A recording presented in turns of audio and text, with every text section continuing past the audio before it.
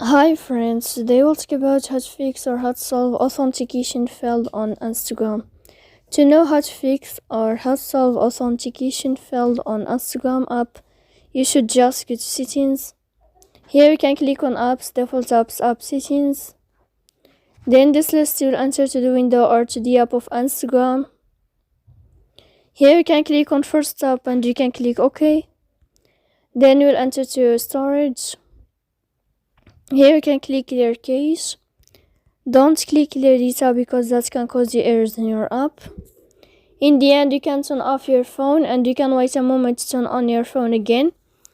If it's not working with you, then you can update your app on Play Store. So please don't forget to support us by like and subscribe.